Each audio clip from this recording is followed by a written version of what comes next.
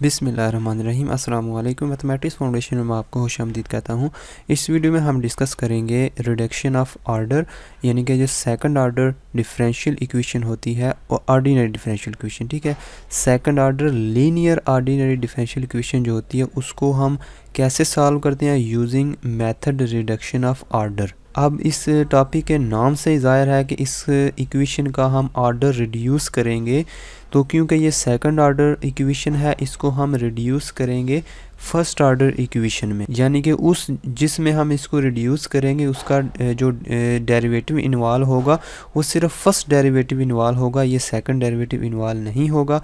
हम इस second order equation को उसमें रिड्यूस कर देंगे। तो सबसे पहले हम इसका प्रोसीजर देख लेते हैं, उसके बाद हम इसकी एग्जांपल करेंगे। तो सबसे पहले हम देखते हैं if one solution of second order linear equation. यहाँ पर मैं एक और बात ऐड कर देता हूँ, यहाँ पर वन सोल्यूशन का मतलब है particular solution. If one particular solution of the second order linear equation, इस इक्वेशन का अगर हमें पहले से एक पर्टिकुलर सोल्यूशन मालूम है, इज नाउन। ठीक है, इधर लिखा हुआ अगर इस इक्वेशन का ये होमोजीनियस इक्वेशन है, क्योंकि इसके राइट साइड पे ज़ीरो लिखा हुआ है और y के अलावा कोई भी टर्म इसमें इन्वॉल्व नहीं है, यानी कि y के अलावा या डेरिवेटिव के अलावा कोई भी टर्म इसमें इन्वॉल्व नहीं है, लिहाजा ये होमोजीनियस इक्वेशन है।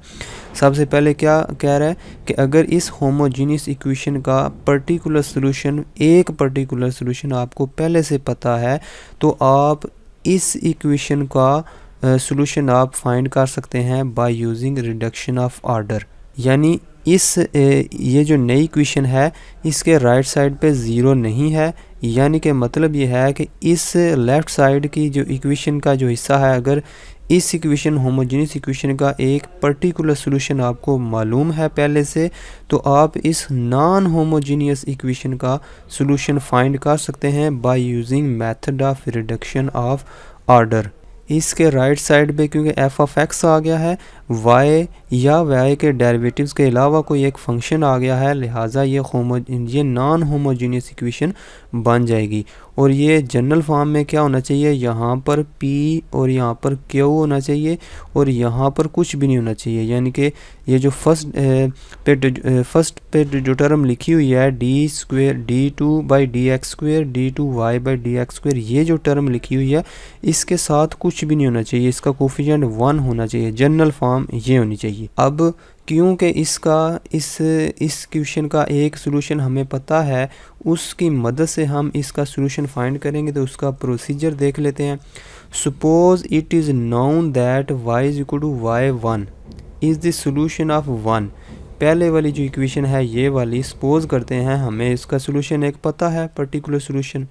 अब पर्टिकुलर सोल्यूशन क्या होता है कि जिसमें जनरल कांस्टेंट नहीं होते। फॉर एग्जांपल एक सोल्यूशन होता है y = a की पावर mx, ठीक है, -mx, या सिंपली e की पावर -x लिख लेते हैं, e की पावर -x, ठीक है, प्लस b इंटू e की पावर +x। ये जो सोल्यूशन लिखा हुआ है इसमें क्योंकि ये कांस्टेंट मौजूद हैं, जनरल कांस्टेंट मौजूद हैं, ये पर्टिकुलर सोल्यूशन नहीं कहलाएगा बल्कि ये जनरल सोल्यूशन कहलाएगा। तो कंडीशन क्या है कि आपके पास पहले से मौजूद होना चाहिए इसका पर्टिकुलर सोल्यूशन। तो पर्टिकुलर सोल्यूशन क्या होगा कि सिंपली कांस्टेंट के अलावा कोई सोल्यूशन, e की पावर -x लिखा हुआ है, तो ये कोई भी सोल्यूशन है इसका पर्टिकुलर सोल्यूशन जो इस इक्वेशन को सेटिस्फाई करता है। तो सपोज करते हैं वो एक सोल्यूशन हमें पता है, y = y1 is the solution of 1। We assume that y = vy1 is solution of 2। इसका सोल्यूशन हमें पता है, उसके सोल्यूशन को हम किसी फंक्शन v से मल्टीप्लाई कर देते हैं और सपोज करते हैं कि ये किसका सोल्यूशन होगा, इस दूसरी इक्वेशन का सोल्यूशन होगा। अब हमारा टारगेट क्या होगा कि हमने ये जो v सपोज किया है इसको फाइंड करना, क्योंकि ये तो पहले से पता है। इसको फाइंड करने के बाद हम v की वैल्यू को फाइंड करेंगे। v है क्या, v is a function of x to be determined. v जो हमने उससे मल्टीप्लाई किया है y1 के साथ, पहले वाले सोल्यूशन के साथ, तो उसको हमने फाइंड करना है बाय यूजिंग दिस प्रोसीजर। देखो हमने जो नया सोल्यूशन कंसीडर किया है v × y1, ठीक है, तो इसका 2 दफ़ा डेरिवेटिव लेना है, फिर वी गेट एक दफ़ा डेरिवेटिव लेंगे तो ये चीज़ आ जाएगी, यानी कि यहाँ पर प्रोडक्ट रूल लगेगा। क्यों प्रोडक्ट रूल लगेगा? क्योंकि v भी एक फंक्शन है, y1 भी एक फंक्शन है, तो यहाँ पर दो फंक्शन मल्टीप्लाई हो रहे हैं, यहाँ पर प्रोडक्ट रूल लगाएंगे v into D Y one by D X, फिर y1 को एज इट इज़ लिखेंगे D we by D X. अब क्या करेंगे, क्योंकि जो गिवन इक्वेशन है इक्वेशन नंबर 2, इसमें हमें दो दफ़ा डेरिवेटिव चाहिए, एक D Y by D X, एक D square Y by D x square या D two Y by D x square, दो चाहिए। तो लिहाजा इसका दोबारा डेरिवेटिव लेंगे तो ये चीज़ हमारे पास आ जाती है। ठीक है, ये यहाँ पर प्रोडक्ट रूल वगैरह लगा के ये चीज़ आ जाएगी। तो अब क्या करना है, इन दोनों चीज़ों को उठा के इस इक्वेशन जो जिसका सोल्यूशन फाइंड करना है, ठीक है, इसका तो नहीं फाइंड करना था, जिसका सोल्यूशन फाइंड करना है उसके अंदर पुट करेंगे, इसके अंदर। ठीक है, इसके अंदर पुट करेंगे तो ये हमारे पास चीज़ें आ जाएंगी लेफ़्ट साइड पे। इनको जब रीअरेंज करेंगे d we by D x, ये वाली टर्म या ये कॉमन लेंगे तो ये चीज़ बन जाएगी, और d two v by D x square जो डबल डेरिवेटिव वाली टर्म है वो कौन सी है, वो ये वाली है। ठीक है, उसके बाद इसको y1 वाली जो टर्में हैं इनको और जो y1 वाली टर्म है उनको सबको सेपरेट कर लिया है, यानी कि जिसमें डेरिवेटिव आ रहा है और उनके अंदर y1 की टर्म आ रही है, उनको सेपरेट कर लिया, ये चीज़ बन गई है। अब अगर गौर से देखें तो ये जो चीज़ है इसके अंदर y1 इन्वॉल्व हो रहा है, तो y1 क्योंकि पहली इक्वेशन का सॉल्यूशन है, क्योंकि y1 पहली इक्वेशन का सॉल्यूशन है, लिहाजा y1 को अगर इसमें पुट करेंगे तो जवाब 0 आ जाएगा। लिहाजा डी टू y1 इधर y1 रखेंगे तो इसकी जगह ये 0 हो जाएगा, क्योंकि इसको सेटिस्फाई कर देगा, लिहाजा इसकी जगह हम 0 लिख सकते हैं। तो ये वाली जो 4 इक्वेशन है, 4th नंबर पे जो इक्वेशन है, ये इसमें ये किस शक्ल में चली जाएगी, ये चीज़ रह जाएगी इस तरफ और इस तरफ एफ ऑफ एक्स रह जाएगा, यानी कि ये चीज़ इस तरफ रह जाएगी, इस तरफ एफ ऑफ एक्स रह जाएगा। अब हम क्या करते हैं, ये जो d we by D x है, अगर इसकी जगह यू पुट कर देते हैं तो इधर क्या रह जाएगा यू, और ये जो अंदर चीज़ बच जाएगी ये फंक्शन ऑफ एक्स होगा, यानी कि ये सारी जो चीज़ है ये क्यू ऑफ एक्स, चले क्यू नहीं तो हम कोई और लिख लेते हैं, एच ऑफ एक्स लिख देते हैं। ये जो फंक्शन बनेगा ये एक्स का फंक्शन बन जाएगा सारे का सारा। अगर y1 को यहाँ से उठा के इधर डिवाइड कर देते हैं, इधर भी डिवाइड कर देते हैं, तो ये भी कहीं x का ही फंक्शन होगा, ये भी कोई x का फंक्शन होगा, सारे का सारा h ऑफ x। तो ये जो इक्वेशन आई है ये कौन सी इक्वेशन बन गई है, ये लीनियर इक्वेशन बन गई है, d u by D x plus लिखेंगे h ऑफ x। ठीक है, मैं वैसे जनरल लिख रहा हूँ, into u is equal to इसको h लिखा है तो इसको आप लिख दो g ऑफ x। तो ये जो इक्वेशन है ये बन गई है linear differential equation of first order. तो हमने सेकंड ऑर्डर ली थी, ठीक है, सेकंड ऑर्डर ली थी और उसको हमने रिड्यूस कर दिया है फर्स्ट ऑर्डर लीनियर इक्वेशन के अंदर। अब लीनियर इक्वेशन का हम सॉल्यूशन कैसे फाइंड करते हैं वो भी इधर मैंने लिखी है इक्वेशन के। लीनियर इक्वेशन की डेफिनेशन क्या है कि इधर d Y by D x plus p of x y is equal to q of x, ये शक्ल होती है लीनियर इक्वेशन की। तो अगर आप सॉल्व करना चाहते हैं रिडक्शन ऑफ ऑर्डर के ज़रिए तो आपको लाजमी मेथड आना चाहिए। लीनियर इक्वेशन को हम कैसे सॉल्व करते हैं ये आपको लाजमी मेथड आना चाहिए, वरना आप इसको सॉल्व नहीं कर सकते, क्योंकि ये इक्वेशन किस में रिड्यूस हो गई है, लीनियर इक्वेशन में रिड्यूस हो गई है। तो फिर इसको सॉल्व करना तो आना चाहिए ना फिर। तो इसको कैसे सॉल्व करते हैं वो पहले हम देख लेते हैं। अब आप सोच रहे होंगे कि ये वाली तो y की शक्ल में है और ये वाली जो u की शक्ल में है, तो ये कैसे जो है ना लीनियर इक्वेशन की डेफिनेशन को सेटिस्फाई करती है। तो देखें इधर अगर y है तो इसके साथ भी क्या होना चाहिए, y होना चाहिए। ठीक है, जिसके लिहाज से डेरिवेटिव लिया जा रहा है इधर वो फंक्शन होना चाहिए, इधर भी वो फंक्शन होना चाहिए x की शक्ल में, इधर भी x की शक्ल में। तो अगर ऊपर u है d u by D x plus, तो इधर क्या है h ऑफ x मैंने नीचे लिखा है, तो इधर u होना चाहिए, फिर जो इधर होगा वो इधर u होगा। अगर इधर y है तो इधर y क्यू ऑफ या मैंने g लिखा था। ठीक है, तो जो नीचे इक्वेशन बनी थी वो कौन सी बनी थी, लीनियर इक्वेशन। तो लीनियर इक्वेशन को मैं एक एग्जांपल समझा के बताता हूँ कि उसको कैसे सॉल्व करते हैं। सपोज करते हैं ये एक इक्वेशन है हमारे पास, इसको इसके साथ इस जैसा बनाने के लिए हम x माइनस 1 वाली जो चीज़ है इसको डिवाइड कर देते हैं। इधर d Y by D x plus 4 इसको डिवाइड करेंगे तो इधर स्क्वेयर है तो सिर्फ नीचे क्या रह जाएगा 1 by x minus 1 y is equal to, क्योंकि ये इसके नीचे जाके क्या बन जाएगा, x+1 डिवाइडेड बाई x-1 का क्यूब। अब इसके साथ कंपेयर करो कि ये dy बाई dx है और ये जो p ऑफ x की जगह क्या लिखा हुआ है, ये सारा फंक्शन x की शक्ल में लिखा हुआ है p ऑफ x जो है, उसके बाद ये वाला फंक्शन q ऑफ x है जो कि x की शक्ल में लिखा हुआ है।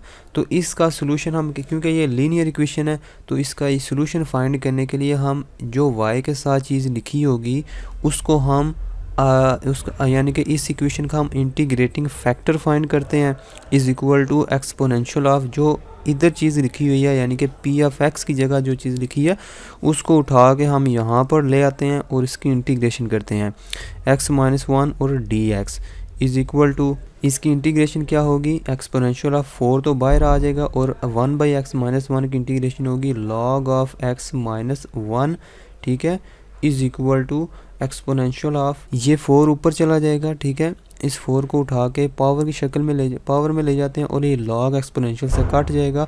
इसका आंसर आएगा x-1 की पावर 4। तो जब IF फाइंड हो जाएगा, यानी कि ये जो लीनियर इक्वेशन है इसका इंटीग्रेटिंग फैक्टर फाइंड हो जाता है, तो उस फैक्टर को दोनों तरफ इक्वेशन के मल्टीप्लाई कर देते हैं। जब इसके साथ मल्टीप्लाई करेंगे तो ये चीज़ बन जाएगी कि x-1 की पावर 4 dy बाई dx, ठीक है, प्लस इसके साथ मल्टीप्लाई करेंगे तो एक x-1 इससे कट जाएगा, तो इधर रह जाएगा 4 इंटू x-1 की power 3 into y is equal to, इसके साथ मल्टीप्लाई करेंगे तो इधर रह जाएगा x+1 इंटू ए क्यूब कट जाएगा, सिर्फ x+1 और x-1 रह जाएंगे, तो इनको शॉर्टली हम लिख सकते हैं x² - 1। तो अगर गौर से देखें, ये जो लेफ़्ट साइड पे चीज़ लिखी हुई है ये क्या चीज़ है कि पहला फंक्शन एज इट इज़ है, दूसरे का डेरिवेटिव लिया हुआ है, फिर दूसरे का डेरिवेटिव लिया, फिर दूसरे को एज इट इज़ लिखा हुआ है, पहले का डेरिवेटिव लिया हुआ है, ठीक है। यानी कि अगर मैं इसको इस तरह लिखूं कि x-1 इसकी पावर 4 इंटू वाई, इस पे प्रोडक्ट रूल लगा हुआ है, तो इसको मैं इस तरह लिख सकता हूँ, यानी कि x-1 को as it is dy by dx, फिर प्लस लिखा हुआ है, 4 शुरू में आ गया है, x-1 की पावर 3 है, और यानी कि इसका डेरिवेटिव फिर ये वाला एज इट इज़, इसकी जगह फिर हम ये चीज़ लिख सकते हैं x² - 1, दोनों तरफ इंटीग्रेशन करेंगे, तो ये चीज़ जो है ये डेरिवेटिव की शक्ल में है, इंटीग्रेशन की वजह से ये डेरिवेटिव से कैंसिल हो जाएगा, इधर क्या बचेगा, सिर्फ y इंटू x-1 की पावर 4 इज़ इक्वल टू, इसकी इंटीग्रेशन करेंगे तो यानी कि मैं इस तरह लिख देता हूँ, इसकी इंटीग्रेशन करेंगे dx, इधर भी dx लिख देता हूँ, तो ये इस इंटीग्रेशन क्या होगी, x का क्यूब डिवाइडेड बाई 3 माइनस 1 की इंटीग्रेशन x, मैं साथ में कांस्टेंट भी लिख देता हूँ।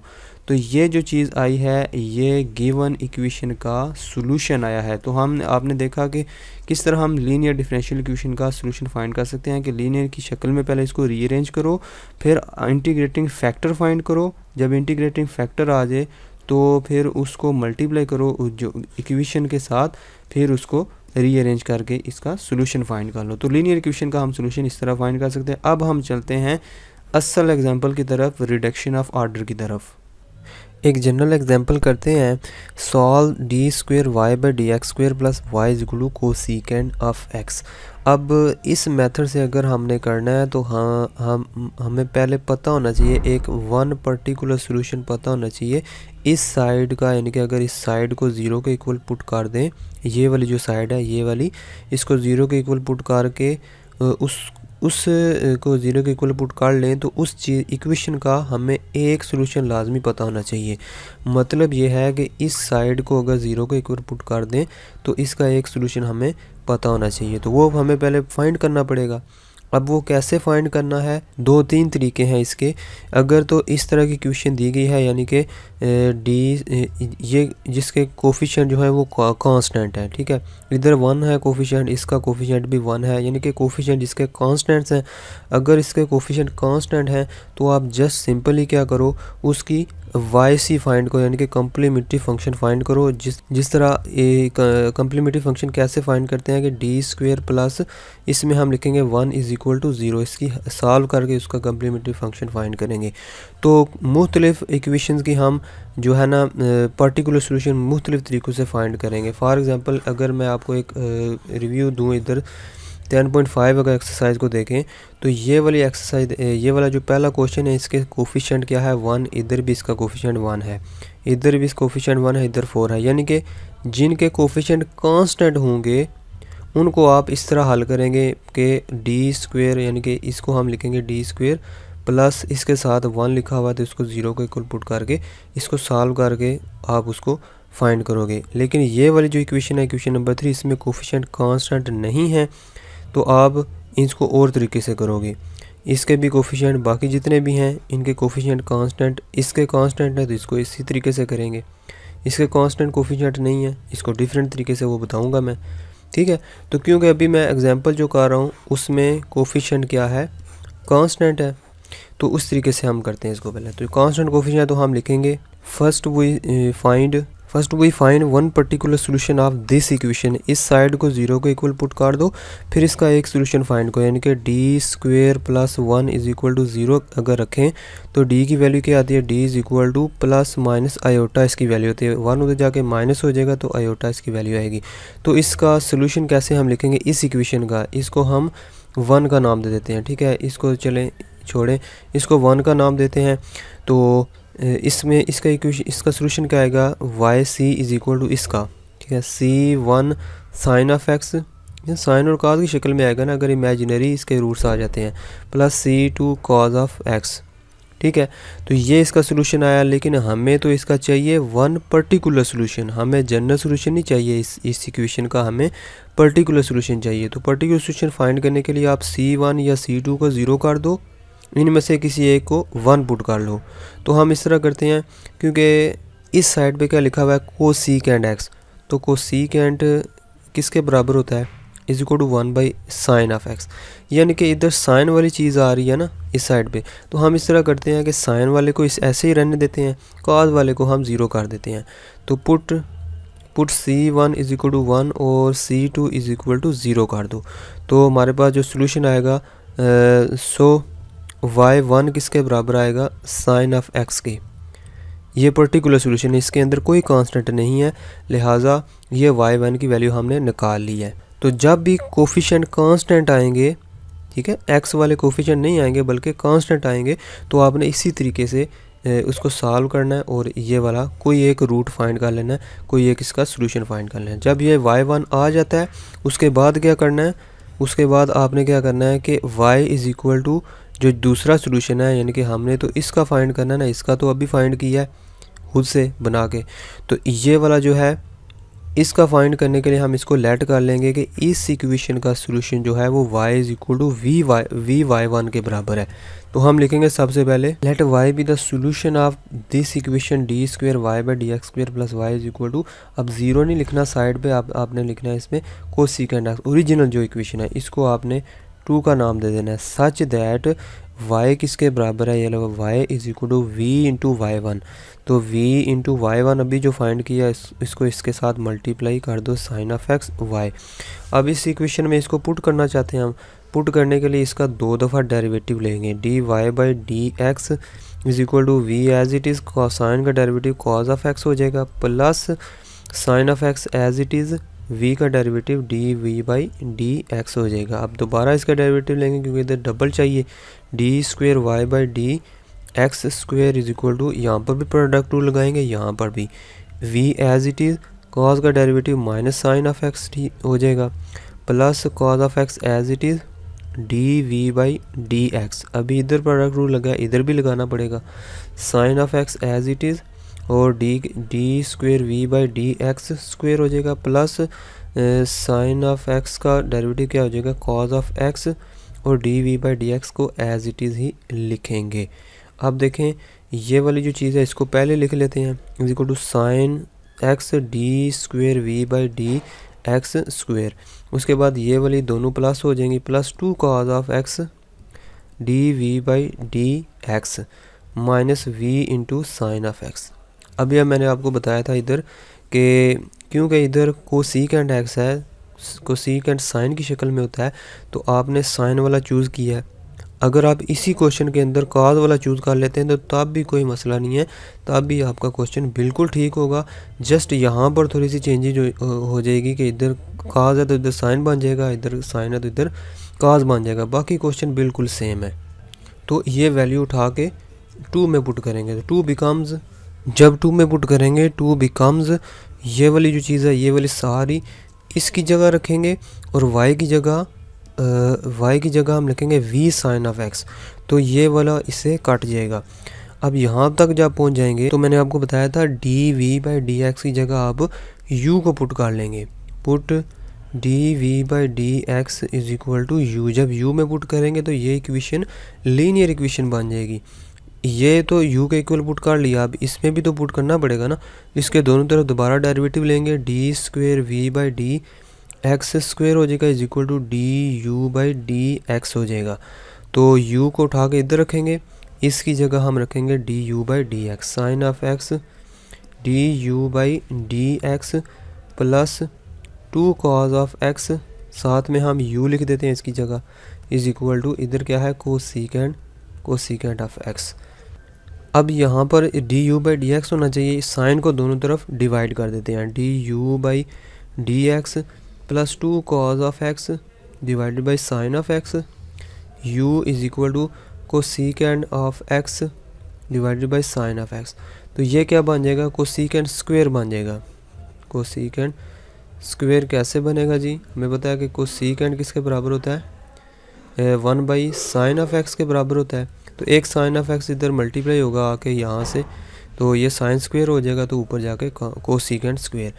तो ये जो इक्वेशन 3 आई है ये कौन सी इक्वेशन है, ये लीनियर इक्वेशन है।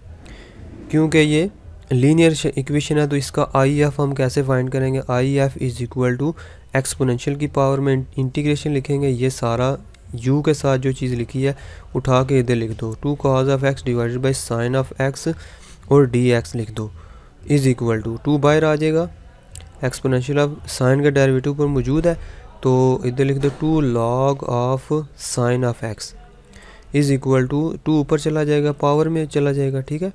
तो एक्सपोनेंशियल ऑफ लॉग इससे कट जाएगा, तो इसका आंसर आएगा साइन स्क्वेयर x। तो IF साइन स्क्वेयर x आया। तो जब IF आ जाए तो उसको इस इक्वेशन के दोनों तरफ मल्टीप्लाई कर देते हैं। जब इसके दोनों तरफ मल्टीप्लाई करेंगे तो इधर बन जाएगा sine square x d u/dx plus यहाँ से एक साइन उससे कट जाएगा, इधर ऊपर रह जाएगा 2 sine of x cos of x u is equal to, इसके साथ मल्टीप्लाई करेंगे तो इधर सिर्फ 1 रह जाएगा। तो अब अगर 1 कैसे रह गया देखो ना, ये साइन स्क्वेयर है, ये क्या लिखा हुआ है 1 बाई साइन स्क्वेयर है कोसेकेंट की जगह, तो साइन से कट जाएगा।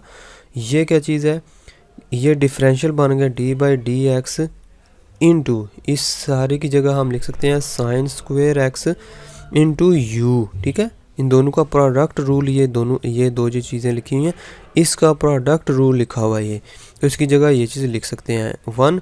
दोनों तरफ जब हम इंटीग्रेशन करेंगे तो ये d/dx ख़त्म हो जाएगा, ये क्या रह जाएगा sine square x u is equal to x, इसकी इंटीग्रेशन x प्लस c1 कर देते हैं। तो यहाँ से u की वैल्यू क्या आएगी, u is equal to x divided by sine square x, ठीक है, plus c1 divided by sine square x। तो यहाँ से इसको सिंप्लीफाई कर लो, u is equal to x into cosecant square x, ठीक है, plus c1 into sine square, sine नहीं बल्कि ये भी क्या बन जाएगा कोसेकेंट स्क्वेयर x। अब u की जगह dv/dx रख देंगे वापस, ठीक है, x cosecant square x plus c1 cosecant square x। दोनों तरफ इंटीग्रेशन करेंगे, v is equal to integration of x into cosecant square x dx plus c1 बाहर रहेगा cosecant square x dx plus c2 एक कांस्टेंट लिख लेंगे, general constant. तो अब इसकी इंटीग्रेशन डायरेक्ट मैं लिखने लगा हूँ, इसमें बाय पार्ट्स इंटीग्रेशन करेंगे, इसका आंसर आएगा -x कॉट ऑफ x, ठीक है, और plus log of sign x, log of sine mod x plus c1 into इसकी इंटीग्रेशन आएगी माइनस कॉट ऑफ एक्स, ठीक है, प्लस c2 ऐसे रहेगा। ये किसकी वैल्यू आ गई है, v की। जब v की वैल्यू आ गई है तो हमने सोल्यूशन किसके बराबर सपोज किया था, y into v sine of x.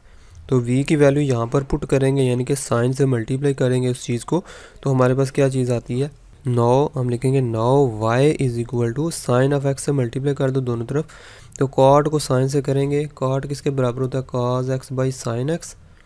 तो इसको साइन से मल्टीप्लाई करेंगे, इधर क्या बचेगा, सिर्फ कॉस, तो इधर लिखेंगे minus x cos of x plus इसको साइन से मल्टीप्लाई करेंगे sine x log of sine x, ठीक है, माइनस c1, इधर भी कॉट की वजह से ये क्या रह जाएगा, इधर कॉस ऑफ एक्स रह जाएगा, प्लस c2 को भी साइन से मल्टीप्लाई करेंगे साइन ऑफ एक्स।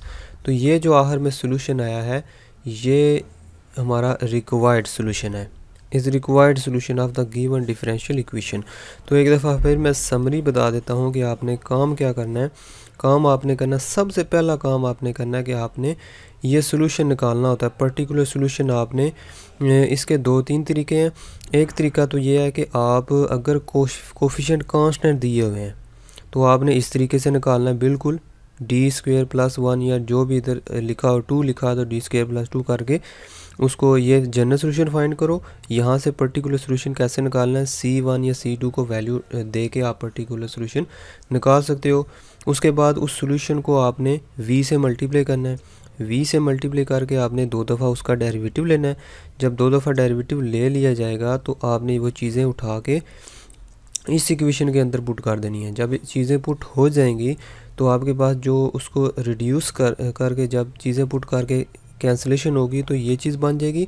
जब ये चीज़ बन जाएगी तो आप dv/dx की जगह u पुट कर लोगे और d²v/dx² की जगह du/dx पुट करोगे।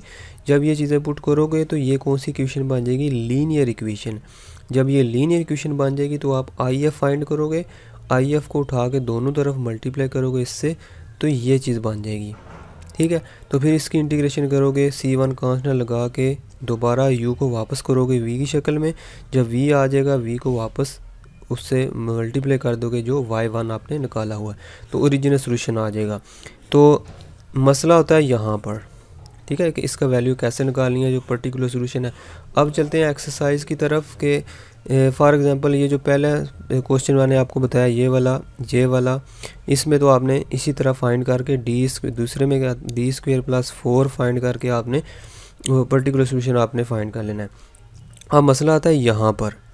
तो मैंने आपको बताया था कि ये जो इक्वेशन है ये जनरल फॉर्म में होनी चाहिए, यानी कि इसके साथ 1 होना चाहिए, इसके साथ और कुछ नहीं होना चाहिए।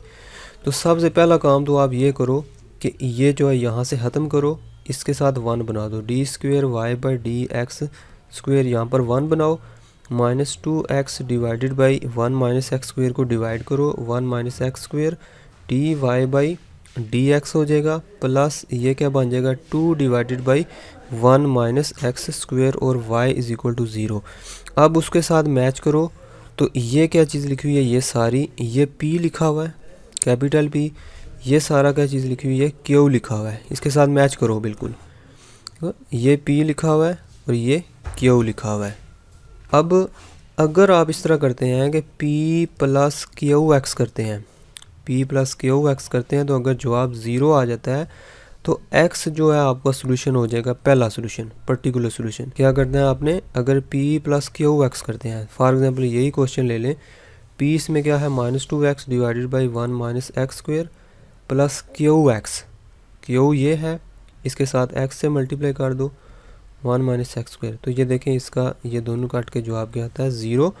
अगर P + QX करने से जवाब 0 आ जाता है तो पहला y1 वाला जो सोल्यूशन है वो क्या बन जाएगा, सिर्फ x लेके बाकी प्रोसीजर जो एग्जांपल में कराया उस तरह कर लेना है।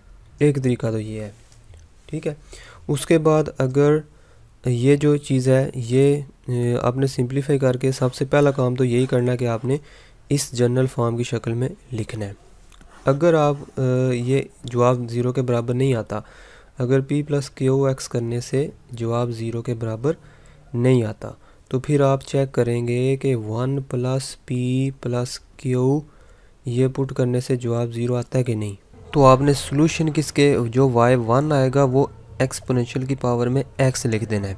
ये सिंपली यानी कि अगर 1 + p करेंगे + q करेंगे, अगर इसका जवाब 0 आ जाता है।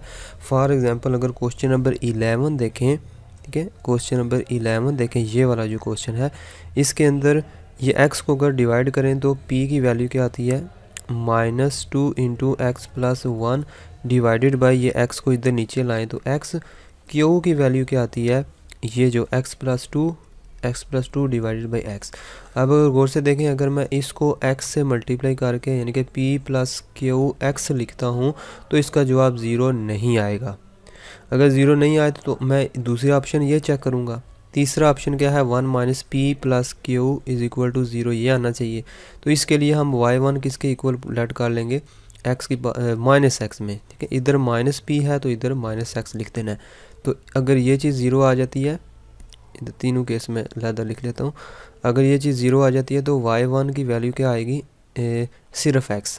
तो अब इस केस में 11वां जो क्वेश्चन है इसके अंदर ये चीज़ बनी हुई है। तो p + q मैं करता हूँ, p + q x करता हूँ तो ये 0 नहीं आएगा। अगर मैं 1 करता हूँ प्लस ये वाली चीज़ p + q करता हूँ 1 माइनस ये 2 × x + 1 डिवाइडेड बाई x, फिर प्लस q में करता हूँ x + 2 divided by x = LCM लेता हूँ इसका, तो x - 2x - 2 + x + 2, तो देखें 2 2 से कट जाएगा, ये x और x 2x और -2x ये कट के सारा = 0 आ जाता है। तो अगर ये 0 आ जाता है तो इस केस में हम जब ये 0 आ जाएगा तो y1 सोल्यूशन क्या आ जाएगा, एक्सपोनेंशियल ऑफ x। अगर ये भी 0 ना आए, अगर ये भी 0 ना आए तो ये चेक करेंगे, इन तीनों में से एक ना एक सेटिस्फाई हो जाएगा। तो अगर ये हो जाता है तो y1 की वैल्यू ये हो जाएगी। तो जब y1 निकल आया तो सिंपल चीज़ है कि आपने बाकी सारा काम इस तरीके से करना जिस तरीके से मैंने आपको एग्जांपल कराई है कि आप जब y1 निकल आएगा फिर आप y खुद से सपोज करेंगे v से मल्टीप्लाई कर देंगे y1 को, इस चीज़ का 2 दफ़ा डेरिवेटिव लेंगे, ओरिजिनल इक्वेशन में पुट करेंगे। जब पुट कर देंगे कुछ चीज़ें कैंसिल होंगी, जब चीज़ें कैंसिल होंगी तो आप dv/dx की जगह आप u पुट कर देंगे और d2v/dx² की जगह आप du/dx पुट करेंगे। जब ये पुट करेंगे तो हमारे पास लीनियर इक्वेशन बन जाएगी। उस लीनियर इक्वेशन का सॉल्व करने का तरीका भी मैंने आपको बताया। तो फिर v को u से दोबारा रिप्लेस करेंगे तो आपका असल सोल्यूशन आ जाएगा।